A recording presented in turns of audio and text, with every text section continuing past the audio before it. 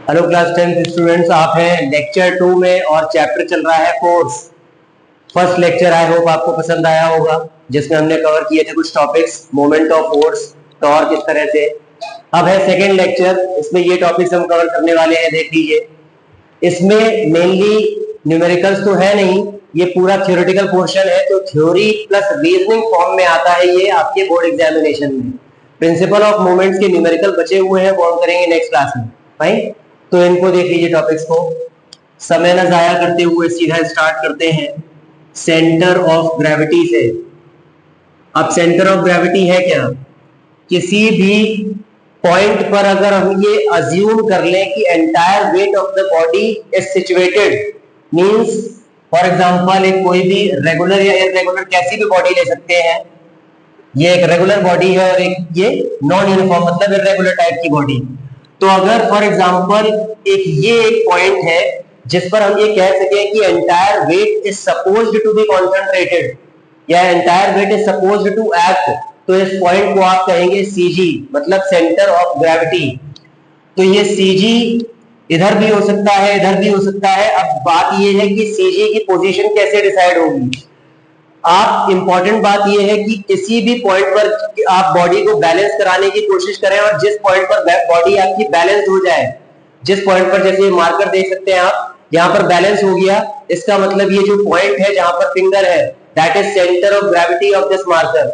अब आप समझेंगे कैसे कि कहां पर होगी सेंटर ऑफ ग्रेविटी। आप किसी बॉडी को बैलेंस कराने की कोशिश करेंगे तो आपकी तरफ से मैं बताऊं, आप देख सकते हैं ये जो लेफ्ट वाला पोर्शन, ये लेफ्ट वाला पोर्शन अपना मोमेंट दे रहा है नीचे की तरफ, क्योंकि इसका खुद का वेट लग रहा है नीचे, मतलब it is giving anti clockwise moment according to your vision, and this part is giving clockwise moment according to your vision.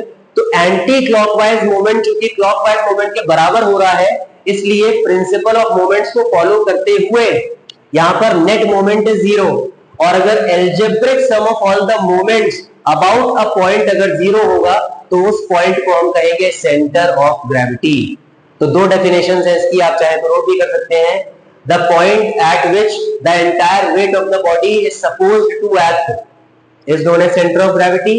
And second important definition है the algebraic sum of all the moments about which point is zero, that point is known as center of gravity। तो अब बात important ये आती है कि क्या centre of gravity हमेशा बॉडी के अंदर लाई करेगी। तो इंपॉर्टेंट क्वेश्चन जो बोर्ड का है वो समझिए आप, can CG lie outside the material of the body. क्या सीजी मटेरियल के बाहर लाई कर सकती है? जैसे कुछ बॉडीज क्या होती है, हॉलो होती है। Can CG lie outside the material of the body? इसका आंसर, ये बहुत इंपॉर्टेंट क्वेश्चन है बोर्ड्स का, इसका आंसर समझिए आप। सबसे पहले तो आंसर है यस। अब चूंकि आपको पता है कि फिजिक्स में आपको रीजनिंग देनी होती है, सिर्फ यस या नो करने से काम नहीं चलेगा। तो यस के बाद इसमें आपको एग्जाम्पल देना होता है। एग्जाम्पल समझिए, पहला एग्जाम्पल है रिंग और दूसरा एग्जाम्पल हॉलो स्फीयर। आपकी जो मर्जी है वो आप लिख सकते हैं इसको एक्सप्लेन करने के लिए। हो क्या रहा है, रिंग होती है कुछ ऐसी, रिंग इस तरह की होती है कि सरकमफेरेंस पर, ये जो सरकमफेरेंस है यहां पर मटेरियल भरा होता है ऐसा, और बीच में होती है हॉलो, लेकिन सेंटर ऑफ ग्रेविटी बीच में ही लाई करेगी, ज्योमेट्रिक सेंटर पे। तो यहां पर सीजी की पोजीशन ये है which is outside the material of the body. Material आपका सरकमफेरेंस में भरा हुआ है। रिंग आप समझते हैं ना, कोई भी रिंग इस तरह की ये रिंग है, तो इसका मटेरियल भरा है सरकमफेरेंस पे, लेकिन still the CG is lying at the centre which is known as the geometric centre. तो yes, the CG can lie outside the material of the body. यही हाल हॉलो स्फीयर का है। फुटबॉल, बास्केटबॉल या tennis ball, ये सारी क्या होती है, हॉलो बॉल्स। तो ये हॉलो स्फीयर्स है। हॉलो स्फीयर में हमेशा स्फेरिकल सरकमफेरेंस में भरा हुआ है आपका मटेरियल, लेकिन सीजी लाई कर रही है बीचों बीच, मतलब at the centre of the sphere, तो which is also outside the material of the body. ये क्वेश्चन आईसीएसई बोर्ड के लिए बहुत ज्यादा जरूरी। तो इस क्वेश्चन का आप आंसर लिखेंगे यस एंड एग्जांपल लिखेंगे ईदर रिंग और hollow sphere and you can elaborate in 2-3 lines. Fine, आगे बढ़ते हैं। CG of geometrical figures. अब ज्योमेट्रिकल फिगर्स, कुछ हमारे इंपॉर्टेंट फिगर्स हैं क्वेश्चन कैसे आता है बोर्ड एग्जामिनेशन में, वो इंपॉर्टेंट है, वो मैं आपको साथ साथ में बताता चलूंगा। तो ज्योमेट्रिकल फिगर में आता है question, state the position of centre of gravity. अब वो किसी के लिए भी पूछी जा सकती है, कोई भी दो आपको गिवन होंगे, तो इसके लिए हमको छोटा सा चार्ट पढ़ना पड़ेगा। सपोज ये है object and here it is position of CG, position of centre of gravity. इसको हम शॉर्ट फॉर्म में बार बार सीजी पढ़ेंगे। पहला, अगर आपका ऑब्जेक्ट एक रॉड है, एक रॉड, तो रॉड किस तरह की होती है, इस तरह की, तो इसके सेंटर पे मतलब मिड पॉइंट पर लाई करेगी सीजी, तो इसका सीधा सीधा आंसर हो गया mid point of rod, mid point पर लाई करेगी।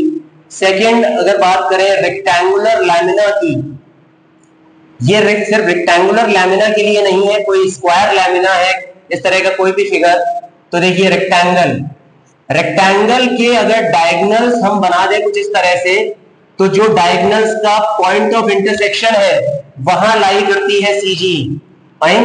तो it is point of intersection of diagonals.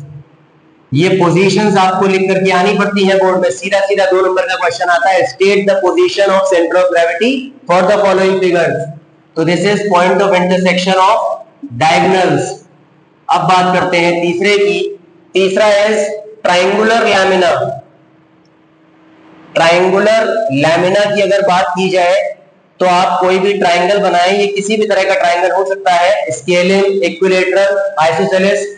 आप इसके अगर बना दें तीनों मीडियंस, मीडियन समझते हैं आप, सामने वाले के मिड पॉइंट को ज्वाइन कर लेना, तो ये है तीनों मीडियंस। तो जहां पर तीनों मीडियंस मीट करते हैं, that point of intersection of medians पर सीजी लाई करती है।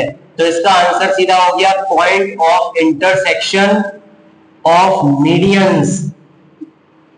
बहुत इंपॉर्टेंट चीज आप पढ़ रहे हैं, भर भर के थ्योरी और रीजनिंग के क्वेश्चंस आते हैं इसमें बोर्ड एग्जामिनेशन में, तो बहुत ध्यान से देखिए। उसके बाद हम बात करते हैं फॉर एग्जांपल सॉलिड कोन की, कि सॉलिड कोन का क्या सीन है। सॉलिड कोन कुछ ऐसा होता है, इस कोनिकल पोर्शन में क्या है, सॉलिड कोन का मतलब पूरा कोन में मटेरियल भरा हुआ है। और यहीं पर हम बात करेंगे हॉलो कोन की भी, और दोनों में सिर्फ स्लाइट डिफरेंस है, जिसको बहुत ज्यादा बच्चे गलत लिख करके आते हैं, उस पर ध्यान दें। ये हॉलो कोन है और ये है सॉलिड कोन। हॉलो कोन की जो सेंटर ऑफ ग्रेविटी लाई करती है वो बेस से h/3 डिस्टेंस ऊपर, मतलब इसकी जो सीजी लाई करती है that is h/3 height above. तो this is at height h/3 from the base, base से h/3 हाइट पर लाई करती है सीजी, यहां h/3 है। अब बात हम सॉलिड कोन की करें, चूंकि सॉलिड कोन का मतलब कोन आपका पूरा मटेरियल से भरा है, तो जो नीचे वाला पोर्शन है आप देख सकते हैं उसमें मटेरियल ज्यादा भरा होगा, तो सीजी थोड़ी सी उस तरफ शिफ्ट हो जाती है जिस तरफ वजन ज्यादा हो, जिस तरफ वेट बॉडी का ज्यादा हो, मास ज्यादा डिस्ट्रीब्यूटेड हो, तो थोड़ा सा सीजी नीचे उतर जाती है और हो जाती है h/4 हाइट पर। तो this is at height h/4 from the base. तो important thing to understand is h/4 क्या है, h/3 से छोटा, तो इसलिए नीचे से बेस से कम डिस्टेंस पर होती है सॉलिड कोन की CG as compare to hollow cone. क्योंकि इसमें मटेरियल भरा है तो ये नीचे की तरफ थोड़ी शिफ्ट हो जाती है, ये हॉलो कोन है, तो इसलिए it is lying eight height of h/3 from the base. ये है कुछ इंपॉर्टेंट फिगर्स जिनका आपको याद रखना है, पोजीशन ऑफ सीजी। ठीक, ये था आपका दूसरा टॉपिक, सीजी और ज्योमेट्रिकल फिगर्स। तीसरे की तरफ बढ़ते हैं, रीजनिंग ऑन सीजी। देखिए रीजनिंग आपको जो मिलती है बोर्ड एग्जामिनेशन में वो कुछ चैप्टर से बिल्कुल श्योर शॉर्ट मिलती है, जैसे लाइट आपको श्योर शॉर्ट रीजनिंग मिलेगी, कैलोरीमेट्री से श्योर शॉर्ट रीजनिंग मिलेगी, इस तरह से कुछ टॉपिक्स हैं। तो इस चैप्टर में अगर रीजनिंग आती है तो ज्यादातर आईसीएसई बोर्ड सीजी से देना पसंद करता है, यूसीएम वगैरह से थ्योरेटिकल क्वेश्चन ज्यादा आते हैं, सीजी से रीजनिंग देना पसंद करते हैं। तो सबसे पहले तो आप समझिए रीजनिंग कैसे, due to centre of gravity. आप किसी भी रीजनिंग का आंसर लिखेंगे तो उसका कीवर्ड होने वाला है ये अगर आपने ये लिख दिया तो 1 नंबर आपको श्योर शॉट मिल जाएगा। Any reasoning on CG and if you have written due to center of gravity, 1 mark for the keyword will be given to you. Fine? ये मैं आंसर लिख के बता रहा हूं आपको सीधा रीजनिंग में। अब क्वेश्चन में देखता हूं। रीजनिंग ऑन CG 2 पार्ट्स में डिवाइडेड है। पहला as low as possible और दूसरे की बात अगर करें तो दूसरा is within the vertical axis। अब इसका मतलब समझिए ये क्या हो रहा है। It is within the vertical axis। सीधा एग्जांपल से समझते हैं। हमेशा आपकी सीजी, एक मैं नॉर्मल बात बता दूं आपको, आपकी सेंटर ऑफ ग्रेविटी जितना ग्राउंड के नजदीक होगी उतना ज्यादा आप स्टेबल इक्विलिब्रियम में रहते हैं। जैसे एग्जांपल के तौर पे अगर हम खड़े हुए हैं तो हमारी सेंटर ऑफ ग्रेविटी कुछ लगभग यहां लाई कर रही है, जो कि ग्राउंड से एक सर्टेन हाइट पर है, एक अच्छी खासी हाइट पर है। तो अभी अगर हमको कोई धक्का दे दे तो हम तुरंत गिर जाएंगे। फाइन। अब दूसरा केस है कि हम बैठ जाए किसी चेयर पे। अगर हम बैठ जाते हैं तो हमारी सीजी थोड़ा नीचे आ जाती है। तो अगर बैठे हुए व्यक्ति को कोई धक्का दे तो उसका गिरना थोड़ा सा मुश्किल है, क्योंकि उसकी सीजी नीचे चली गई है, अब वो स्टेबल ज्यादा हो गया है। और तीसरा केस लेते हैं, अगर हम लेट जाएं, if we are lying on the bed, तो अगर हम लेट जाते हैं तो हमारा सीजी बिल्कुल ग्राउंड के नजदीक आ जाता है, और हमारा सीजी अगर ग्राउंड से बहुत पास आ गया तो लेटे हुए व्यक्ति को अगर कोई धक्का देगा तो कोई फर्क पड़ता नहीं, क्योंकि स्टेबल इक्विलिब्रियम में है वो, because his CG is too close to the ground. तो इंपॉर्टेंट बात यह है कि CG as low as possible होनी चाहिए, so that the body will be in stable equilibrium. तो अब इसके कुछ एग्जांपल मैं आपको बताता हूं। सपोज आपका क्वेश्चन आ गया एज लो एज पॉसिबल के लिए कि wine glasses have a heavy base. आपने वाइन ग्लासेस या किस तरह के कांच के ग्लासेस जो हमारे घरों में यूज होते हैं क्रॉकरी में, उसमें आप अक्सर देख पाएंगे कि वो जो कांच के ग्लासेस होते हैं उसको हेवी बेस देकर के बनाया जाता है। Wine glasses have a heavy base. क्यों ऐसा है? क्योंकि आप अगर ग्लास को ध्यान से देखें तो बॉटम पर ज्यादातर जो मास है वो बॉटम पर भर देते हैं। बॉटम पर अगर ज्यादातर मास भरेंगे तो आपका सीजी ओवरऑल, अगर फॉर एग्जांपल नॉर्मली सीजी यहां लाई कर रहा था, तो बॉटम को अगर आप हेवी कर देंगे तो ये सीजी लो एज पॉसिबल, तो ये सीजी नीचे आकर के उतर जाएगा, और आपका सीजी ग्राउंड से जितना पास होता है उतना ज्यादा आपका ये ग्लास स्टेबल रहेगा। इसलिए अगर कांच के ग्लास को हल्का फुल्का हाथ लग गया तो वो जल्दी गिरता नहीं है, because it has a heavy base. तो this is why wine glasses have a heavy base. दूसरा एग्जांपल मैं आपको देता हूं। दूसरा जो बहुत इंपॉर्टेंट एग्जांपल है वो ये है कि डबल डेकर बस में आपने पता नहीं ट्रैवल किया है कि नहीं। मैं आपको क्वेश्चन पढ़ देता हूं जो बोर्ड में अक्सर आता है। Why are passengers not allowed to stand on the upper deck of a double decker bus. Double decker जो बस होती है उसके अपर डेक पे पैसेंजर्स को खड़े होने से मना किया जाता है। ऐसा क्यों है इसको समझिए। सपोज आपकी ये बस है और ये है लोअर डेक और ये है अपर डेक। फाइन। अपर डेक पे अगर पैसेंजर्स खड़े हो जाएंगे, एक तो वैसे ही अपर डेक की वजह से थोड़ा सा सीजी इसका ऊपर हो गया है, और अगर आप अपर डेक पे कुछ पैसेंजर सपोज 10-15 पैसेंजर्स खड़े भी हो गए तो इसका सीजी ओवरऑल बहुत ऊपर चला जाएगा। और ग्राउंड है ये, तो ग्राउंड से अगर सीजी काफी ज्यादा हाइट पर हो गया तो आपका कभी भी स्पीड ब्रेकर आया चलती बस में, तो अगर अचानक से ब्रेक मारना पड़ा तो यार बस में टॉपल। इस वजह से इट इज नॉट अलाउड। तो इसलिए पैसेंजर्स जब भी खड़े होने लगते हैं अपर डेक पे डबल डेकर बस पे, तो उनको जो भी टीटी है या कुछ भी वो बोलता है कि आप बैठ जाइए। तो that is why the passengers are not allowed to stand on the upper deck of a double decker bus. अब बात यह है कि जब ये 2 नंबर का क्वेश्चन आएगा तो आप इसको लिखेंगे कैसे। जैसे ही इस तरह का कोई क्वेश्चन आता है वाइन ग्लासेस हैवी बेस या डबल डेकर बस, तो आप सीधा सबसे पहली लाइन में due to centre of gravity 1 number आपको कीवर्ड का तुरंत मिल गया। अब सेकंड लाइन से आप इलैबोरेट करेंगे। फॉर एग्जांपल मैं इसको इलैबोरेट करके बताता हूं। आप इलैबोरेट ऐसे करेंगे, if passengers stand on the upper deck then the CG of bus will rise and if speed breaker comes then the bus may topple. So to maintain, अब important line समझिए, to maintain stability the CG must be as low as possible. तो आपको ये keyword के साथ ये जरूर attach करना है कहीं भी, somewhere in the answer. तो if you attached both the things you will surely get 2 marks. तो ये होता है तरीका as low as possible. अब मैं दूसरा एग्जांपल देता हूं आपको with in the vertical axis. हम जब माउंटेन क्लाइंब करते हैं, समझिएगा बात को, जब भी हम कभी माउंटेन कोई पहाड़ वगैरह चढ़ रहे हैं, अगर कोई स्लैंटेड चीज पर चढ़ रहे हैं, तो आप जब भी स्लैंटेड चीज पर चढ़ेंगे तो आप बिल्कुल सीधा सीधा ऐसे नहीं चढ़ सकते हैं. ठीक, आपको क्या करना पड़ता है, we need to bend ourselves in the forward direction while climbing up the hill. We bend forward while climbing up the hill. Why? क्योंकि हमारे पैर तो जमीन पे ही है, हमको थोड़ा आगे इसलिए बेंड करना पड़ता है क्योंकि ये है आपकी वर्टिकल एक्सिस, और अगर हमारी वर्टिकल एक्सिस जो बॉडी से पास हो रही है उसके अंदर अगर सीजी लाई कर रहा है तो हम स्टेबल इक्विलिब्रियम में होते हैं. जैसे हम दोनों पैरों पे जब खड़े हैं तो वर्टिकल एक्सिस बीचों बीच से पास हो रही है, हमारी सीजी भी वर्टिकल एक्सिस में लाई कर रही है. दैट इज व्हाई हम आराम से खड़े हुए हैं, we are in stable equilibrium. अगर हम एक पैर पे खड़े हो जाए, एक पैर पे जैसे ही आप खड़े हुए तो वर्टिकल एक्सिस तो वही है, आपकी सीजी वर्टिकल एक्सिस से बाहर निकल गई. सीजी अगर वर्टिकल एक्सिस से बाहर निकल गई तो you will be in unstable equilibrium, तो आप इधर उधर कहीं गिर सकते हैं. इसी वजह से वर्टिकल एक्सिस में अपना सीजी लाई कराने के लिए हम आगे की तरफ झुक जाते हैं कुछ ऐसे, ताकि हमारा सीजी वर्टिकल एक्सिस के अंदर लाई कर सके.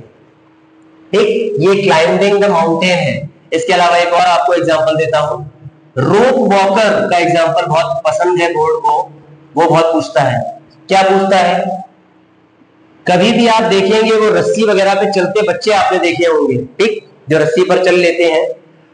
Why does rope walker often hold a pole? Why does rope walker often hold a pole while walking? Right, रस्सी पे चलते हुए आप देखेंगे कि वो बच्चे जो चल रहे होते हैं वो अपने साथ कोई ना कोई पोल रखे होते हैं. ऐसा इसलिए है कि अगर वो इधर की तरफ झुके तो उनका सीजी वर्टिकल एक्सिस से बाहर हो गया तो वो गिर जाएंगे तुरंत. दैट इज व्हाई वो पोल को उधर झुकाते हैं, ताकि इधर का क्लॉकवाइज मूवमेंट उधर के एंटी क्लॉकवाइज मूवमेंट के बराबर हो जाए, और अगर नेट मूवमेंट 0 हो जाएगा तो आपका सीजी वापस वर्टिकल एक्सिस में लाई कर जाएगा. अगर आप इधर की तरफ झुकने लगे तो आप पोल को इधर झुकाते हैं. मतलब पूरा गेम किसका है, एल्जेब्रिक सम ऑफ मोमेंट्स को 0 कराने का खेल है पूरा. तो इसलिए ऑफन जो रोप वॉकर्स होते हैं, they often hold a pole because to maintain the stability.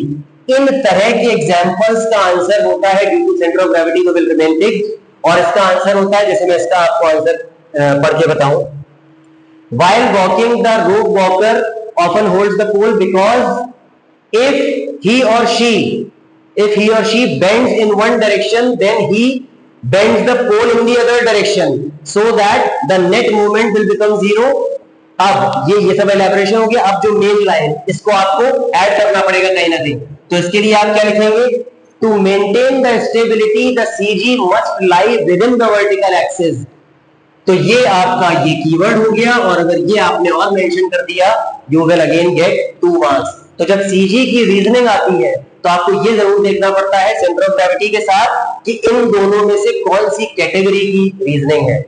अगर आपने उल्टा लिख दिया तो ये, अगर इसका क्वेश्चन है और आपने ये लिख दिया तो वो 1 नंबर लास्ट वाला आपका गया. Due to centre of gravity लिखने पर 1 तो आपको श्योर मिलेगा ही. तो this is how you write the answers for reasoning on CG. ठीक, आगे बढ़ते हैं. अब यहां पर हम बात करेंगे यूनिफॉर्म सर्कुलर मोशन की. आपका पहला बोर्ड है, जैसे कि आप जानते हैं. इतनी शानदार परफॉर्मेंस दीजिए कि मजा आ जाए, देखने वाले को भी और आपको खुद को भी. तो इसलिए बहुत ज्यादा मेहनत करिए.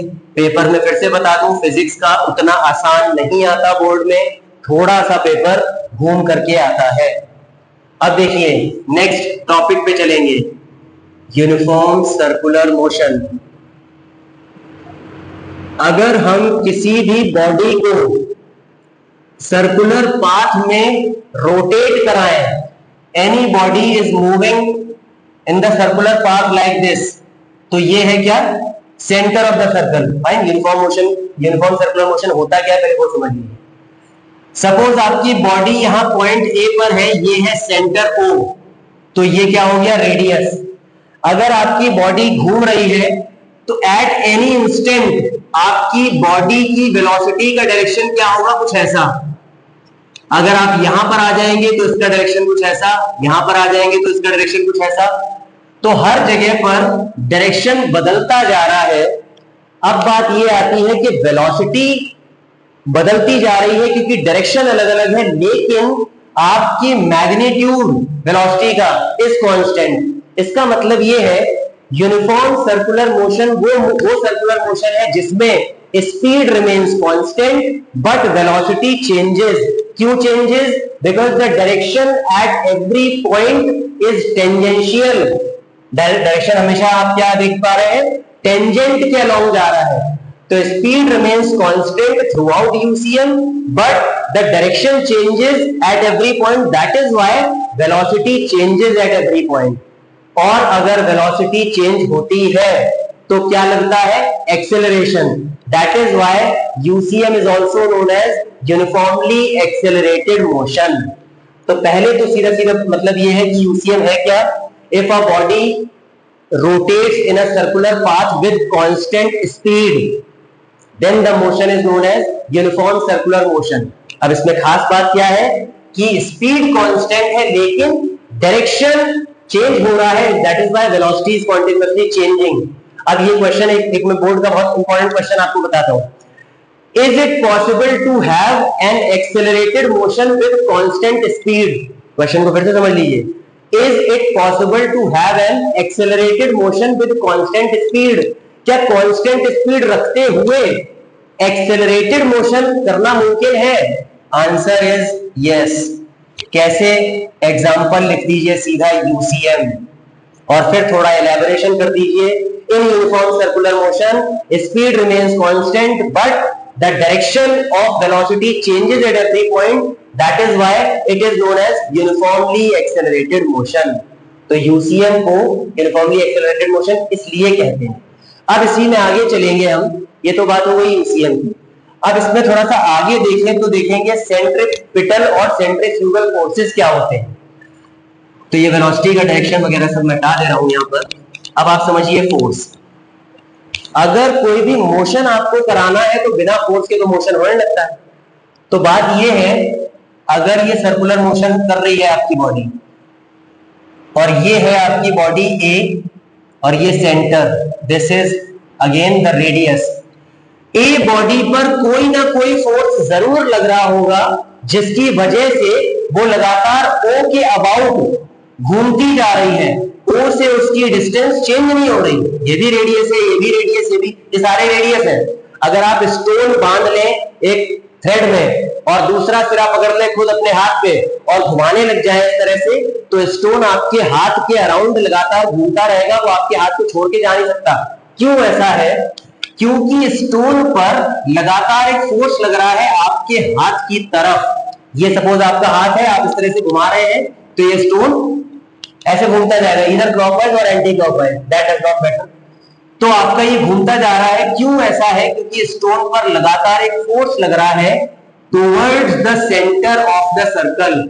और ये जो फोर्स है जो इस बॉडी ए को मजबूर कर रहा है इसी पॉइंट ओ के अबाउट सर्कुलर मोशन करने के लिए, that is known as F and this is known as the centripetal force. इसी फोर्स को बोलते हैं सेंट्रीपिटल फोर्स। तो अब मैं आपके लिए साइंटिफिक डेफिनेशन पढ़ दूं। The force which acts towards the center of the circle along the radius. The force which acts towards the center of the circle along the radius while performing UCM is called centripetal force. तो ये होता है centripetal force की कहानी। अब यहीं पर लगे हाथ साथ में समझ लें सेंट्रीफ्यूगल क्या है। पहले मैं सेंट्रीपिटल के बारे में आपको दो खास बातें बता दूं। पहला, it always acts towards the centre of the circle. ठीक बात। और दूसरी खास बात यह है कि सेंट्रिपिटल एक एक्चुअल और रियल फोर्स है जो एक्चुअली अलोंग द रेडियस लग रहा है। इसके एग्जांपल्स कुछ मैं आपको बताता तो आपको बेटर समझ में आ पाएगा कि ये एक्चुअली है क्या। हमारा इलेक्ट्रॉन, ये सपोज है न्यूक्लियस, ठीक, ये न्यूक्लियस है।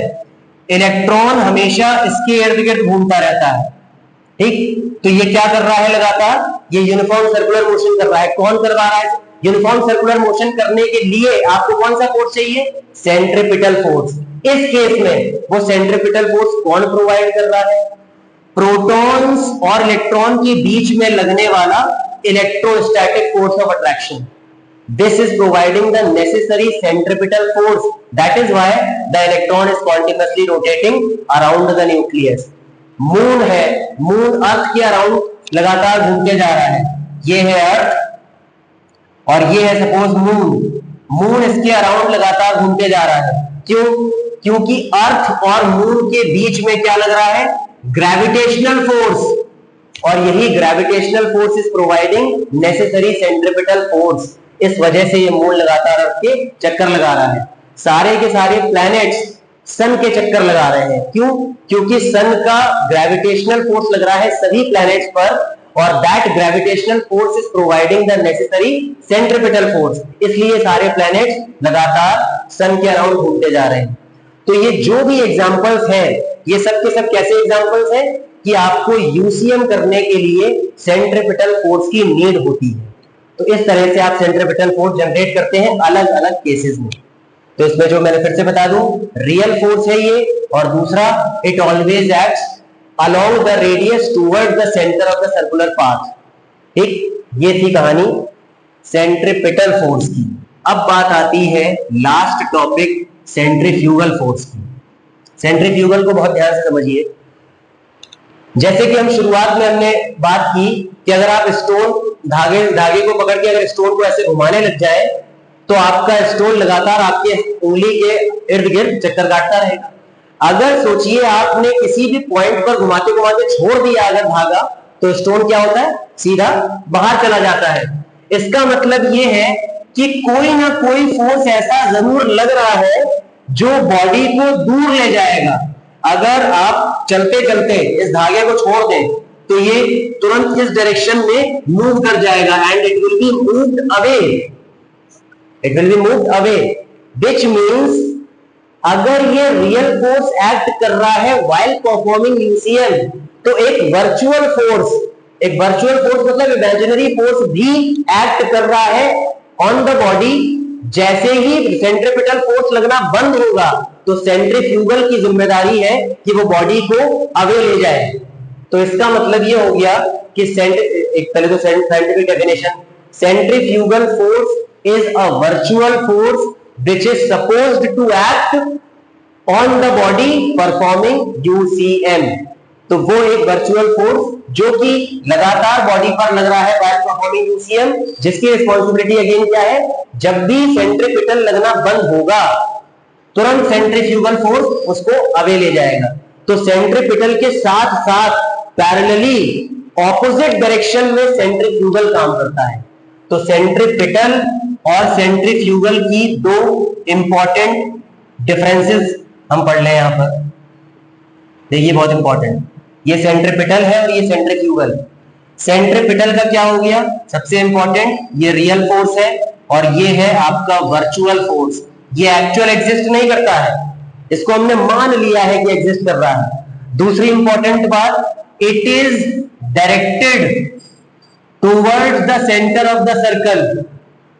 Towards the centre of the circle जो हमने बात करी, ये सर्कल के तरफ लगता है, सेंटर की तरफ। और इसकी क्या कहानी है?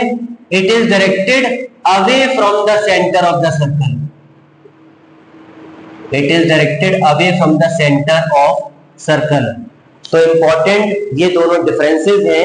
एक बार फिर से, सेंट्रिपिटल लगातार टुवर्ड द सेंटर एक्ट करेगा और सेंट्रीफ्यूगल साथ ही साथ में एक्ट करता रहेगा, जो जैसे ही सेंट्रिपिटल लगना बंद होगा it will take the body away. Right, ये हो गया सेंट्रीफ्यूगल। अब एक last question of this class जो बोर्ड वालों को अगेन बहुत पसंद है, वो क्या है ये इन्वर्टेड कॉमास लगा है और वो क्वेश्चन है centrifugal force is a virtual, virtual को ही हम फिक्शियस भी कहते हैं। फिक्शियस मतलब जो एक्चुअली रियली प्रेजेंट ना हो, जो मान लिया जाए इमेजिनरी।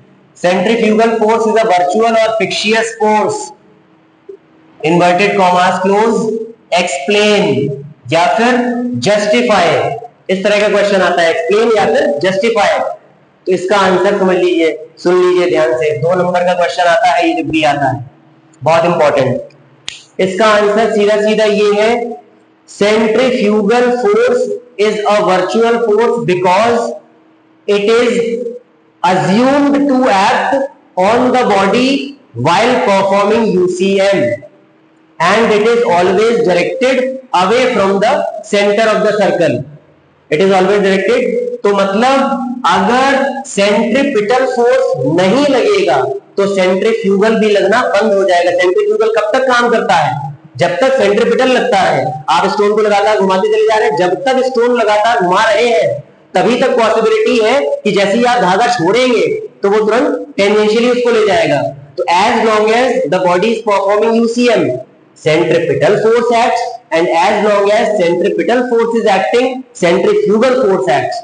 तो मतलब centrifugal का सीधा सीधा आंसर हो गया, it only acts या it is assumed to act on the body while performing UCM because of the centripetal force. That is why it is not a real force, it is a virtual force. So no UCM, no centripetal force, no centrifugal force. This is the answer of this question. यहां पर theoretically हमारा first chapter force खत्म होता है completely. ये मैंने आपको reasoning बताई। आगे की कहानी प्रिंसिपल ऑफ मूवमेंट्स के न्यूमेरिकल्स हमारे बचे हैं जो हम नेक्स्ट क्लास में डिस्कस करेंगे। उसके बाद जब ये चैप्टर कंप्लीटली खत्म हो जाएगा थ्योरी और न्यूमेरिकल पॉइंट ऑफ व्यू से, तब हम एक दो सेपरेट क्लासेस करेंगे so as to understand again how to write the answers in board examination. पहले तो पीवाईक्यूज डिस्कस करेंगे पिछले 5 सालों के 7 सालों के, और मैं आपको फिर से एक बार डिटेल में एक्सप्लेन करूंगा क्लास में कि 2 नंबर के आंसर में क्या लिखना है और क्या नहीं लिखना। इस तरह 2 नंबर 2 मार्कर्स है, 1 मार्कर्स है, 3 मार्कर्स है, 4 मार्कर्स, तो सब में आपको कितना लिखना है और कितना नहीं, इसकी अलग से क्लास करेंगे। तो आई थिंक सब ठीक जा रहा होगा, सब समझ में आ रहा होगा आपको। I wish you all the very best. Continuously class लेते रहिए, do not miss the class. Okay, all the best, good bye.